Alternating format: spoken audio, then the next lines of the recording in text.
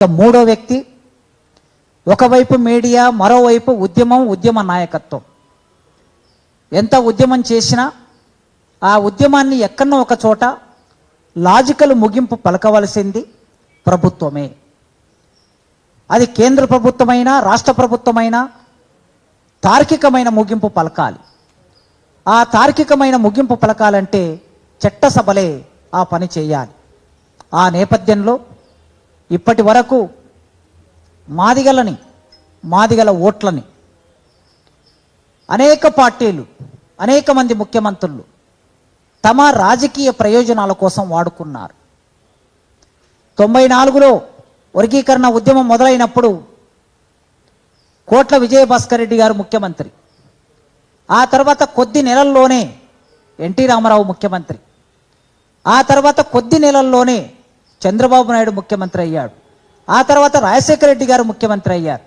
ఆ తర్వాత రోషయ్య గారు ముఖ్యమంత్రి అయ్యారు. కిరణ్ కుమార్ రెడ్డి గారు ముఖ్యమంత్రి అయ్యారు. ఆ తర్వాత కేసీఆర్ గారు ముఖ్యమంత్రి అయ్యారు. ఇప్పుడు రేవంత్ రెడ్డి గారు ముఖ్యమంత్రి అయ్యారు. ఇట్లా ఈ వరుసలో 6 డజనుకు పైగా ముఖ్యమంత్రులు అయ్యారు.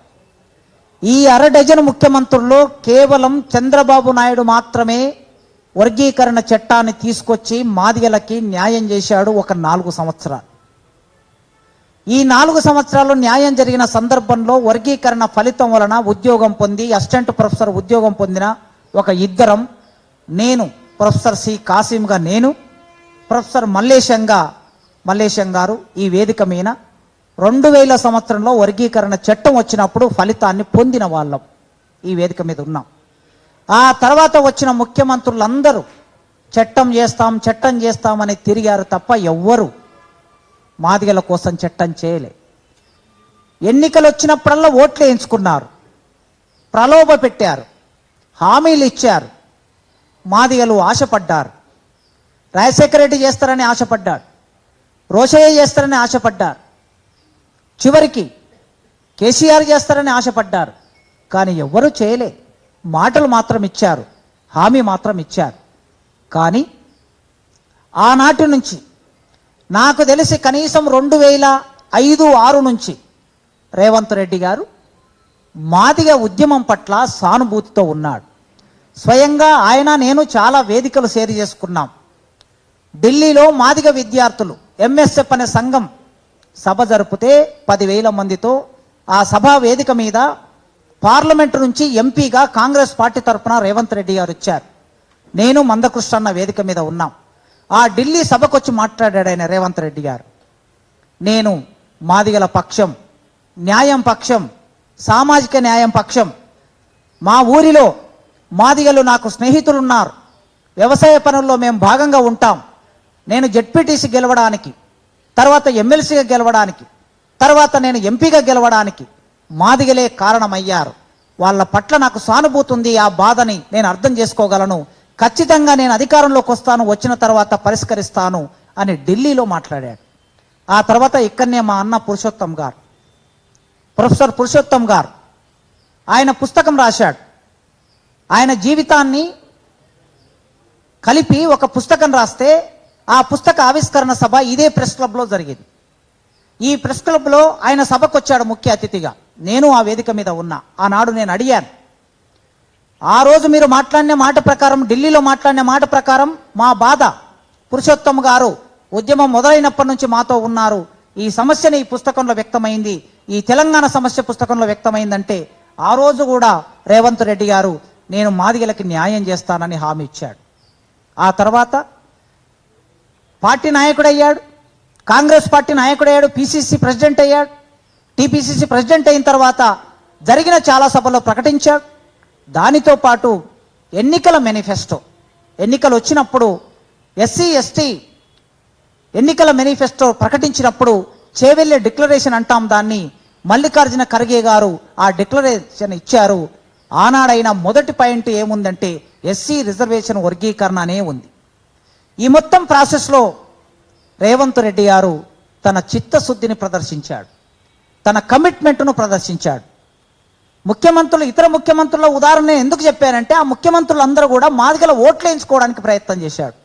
కానీ ఈయన తన కమిట్మెంట్ను మాదిగల పట్ల ప్రదర్శించినందుకు మాదిగ జాతి, మాదిగ కులము ఈ కులము కృతజ్ఞత లేని కులం కాదు. చిన్న పని చేస్తే గుండెల్లో పెట్టుకునే కులం ఇది. చంద్రబాబు నాయుడు వర్గీకరణ చేస్తే 10 సంవత్సరాలు ఆయనను ముఖ్యమంత్రిగా నిలబెట్టింది మాదిగలే. అందుకోసం ఎవరైనా సరే కృతజ్ఞత లేని వాళ్ళు అని అనుకునే ప్రమాదం ఉందని నేను ఈ విషయం అంతా చెప్తున్నా.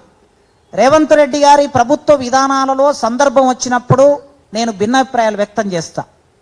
వారు విద్యా రంగంలో, పారిశ్రామిక రంగంలో, వ్యవసాయ రంగంలో, ప్రభుత్వ విధానాల్లో తీసుకున్న నిర్ణయాల్లో లోపాలని నేను వేరే వేరే సందర్భాల్లో మాట్లాడతా. ఖచ్చితంగా నేను వ్యతిరేకిస్తా. కానీ ఈ పర్టికులర్ సందర్భంలో ఈ ఉద్యమంతో నేను 30 ఏళ్లుగా ఉన్నాను. ఆ ఉద్యమం పెయిన్ ఏంటో నాకు తెలుసు.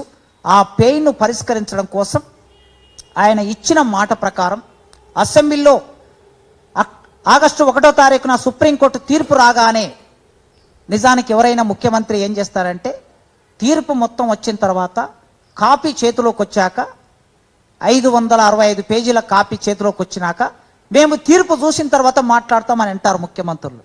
కానీ స్క్రోలింగ్ను చూసి ఆయన వచ్చి మాట్లాడాడు. జస్ట్ స్క్రోలింగ్ వస్తూ ఉంది. 10:30కు కోర్టు స్టార్ట్ అయింది. 11 గంటలకి బెంచ్ మీదకి వచ్చింది. 11:35 నిమిషాలకి స్క్రోలింగ్ మొదలైంది. ఆయన 12 గంటలకు వచ్చి అనౌన్స్ చేశాడు. కనుక అనౌన్స్ చేసినప్పుడు ఏ మాట మీద ఉన్నాడో మేము 1 నెల రోజుల తర్వాత కొద్దిమంది మేధావులము, ఎమ్మెల్యేలము వెళ్ళి ఆయనను కలిసినప్పుడు ఒకటే మాట అన్నాడు. మాదిగలు నాకు ఓట్లేస్తారా వెయ్యరా అనేది తర్వాతి సంగతి. మాదిగలకి నేను మాట ఇచ్చాను, ఆ మాట నిలబెట్టుకుంటాను అన్నాడు. ఇవాళ ఆ మాట నిలబెట్టుకున్నందుకు అసెంబ్లీలో బిల్లు పెట్టారు, ఆమోదం తీసుకున్నారు, జీవో తీసుకురావాల్సిన అవసరం ఉన్నది. ఈ ప్రాసెస్ పూర్తి అయింది. నాకు తెలిసి మొత్తం ప్రాసెస్ పూర్తి అయింది. ఇక జీవో రావాల్సి ఉంది, చట్ట రూపం తీసుకోవాలి. ఆ చట్ట రూపం తీసుకునే వరకు ఇచ్చిన మాట ప్రకారం నిలబడిన రేవంత్ రెడ్డికి వ్యక్తిగా నేను కృతజ్ఞతలు చెప్పడమే కాదు, ఇక్కడ కూర్చున్న మాదిగ మేధావుల ఇంటలెక్చువల్ ఫోరం తరపున మేము ఆయన కృతజ్ఞతలు చెప్పడం మా బాధ్యతగా భావిస్తున్నాం. ఈ బాధ్యతగా భావించి వెంటనే ఇప్పటికి 2 రోజులు గడిచింది. ఇంకొక 5 రోజుల్లో జీవో తీసుకురావాలని నేను విజ్ఞప్తి చేస్తున్నా. 5 రోజుల్లో, వారం కన్నా ఎక్కువ సమయం పట్టదు. వారు తలుసుకుంటే ఈ జీవో వస్తే ఇంకా మాదిగల్లో ఉన్న ఆందోళన తొలగిపోతుంది. ఆ తొలగిపోవడం కోసం వెంటనే జీవో తీసుకురావాలి. జీవో తీసుకొచ్చి ఇప్పటి వరకు ఏవేవైతే నోటిఫికేషన్స్ ఇచ్చి రిజల్ట్స్ ఇవ్వకుండా ఉన్నారు, ఈ రిజల్ట్స్ ఇవ్వకుండా ఉన్న నోటిఫికేషన్స్ గ్రూప్ 2 ఉన్నది, గ్రూప్ 1 ఉన్నది, ఇంకా కొన్ని ఉద్యోగాలు ఉన్నాయి. రాబోయే ఉద్యోగ నోటిఫికేషన్లో ఎలాగూ ఈ జీవో వర్తింపజేస్తారు. కానీ ఇప్పటికే వచ్చిన జీవోలో కూడా ఈ జీవోను అనుసరింపజేసి సెలక్షన్ ప్రాసెస్, ఇంటర్వ్యూలు జరిపేటప్పుడు సెలక్షన్ ప్రాసెస్కు దీన్ని వర్తింపజేస్తేనే మీరు చేసిన కృషికి ఫలితం దక్కుతుంది, మాదిగ బిడ్డలకి న్యాయం దక్కుతుంది. వెంటనే జీవో తీసుకొచ్చి ఆ పని చేయాలని రేవంత్ రెడ్డి గారిని కోరుకుంటున్నా. ఇక మిగతా విషయాలంటారా, ప్రాసెస్లో చాలా విషయాలు ఉంటాయి. ఎక్స్క్లూడివ్ అండ్ ఇంక్లూజివ్ అనేటటువంటి విషయాలు ఉంటాయి. మేము మేధావులం గనక ఖచ్చితంగా రేవంత్ రెడ్డి గారి అపాయింట్మెంట్ తీసుకుంటాం. త్వరలోనే అపాయింట్మెంట్ తీసుకొని వారిని కలుస్తాం. మా అభిప్రాయాలను స్పష్టంగా వారితో మాట్లాడతాం. భవిష్యత్తులో సామాజిక న్యాయం అంటే అందరికీ సమన్యాయం జరగటమే. ఆయన్ని అన్నాడు, ఇది ఫిబ్రవరి 4వ తారీఖు సామాజిక న్యాయ సాధన దినం అని ప్రకటించాడు. సామాజిక న్యాయ సాధన దినం అని ప్రకటించారు కదా, మీరు అదే మాట మీద ఉండండి. అదే మాట మీద మీరు ఉన్నట్లయితే మాదిగ దళిత కులాల్లో అట్టడుగు మాదిగలు, మాదిగల్లో అట్టడుగు ఎవరు? మాదిగ ఉపకులాలు. మాదిగ ఉపకులాలు అట్టడుగు, మాదిగ ఉపకులాల్లో అట్టడుగు ఎవరు? డక్కలోళ్ళు. డక్కలోళ్లకు సామాజిక న్యాయం జరగాలి. మీ సామాజిక న్యాయ దినం ఏదైతే అన్నారో వాళ్ళకు సామాజిక న్యాయం జరగడానికి ఏమైనా హార్డిల్స్, అడ్డంకులు, అవరోధాలు ఉంటే వాటిని కూడా మీరు పరిష్కరిస్తే ఖచ్చితంగా సామాజిక న్యాయం జరుగుతుంది. ఈ నేపథ్యంలో మళ్ళీ ఒక్కసారి మందకృష్ణన్న ఈ మొత్తం ఉద్యమ నేపథ్యంలో తన జీవితాన్ని, తన సమయాన్ని, తన కుటుంబాన్ని, తన శ్రమని దారపోశాడు ఉద్యమానికి. ఆయన దళిత ఉద్యమానికి ఒక చుక్కాని, ఒక దిక్చూసి, ఆ దిక్చూచిగా ఉన్న మందకృష్ణన్న ఆయన కోరికని, డిమాండ్ను మన్నించినటువంటి రాష్ట్ర ప్రభుత్వం ఇవాళ వర్గీకరణ చేసింది. వెంటనే దాన్ని జీవో రూపంలో తీసుకురావాలని కోరుకుంటూ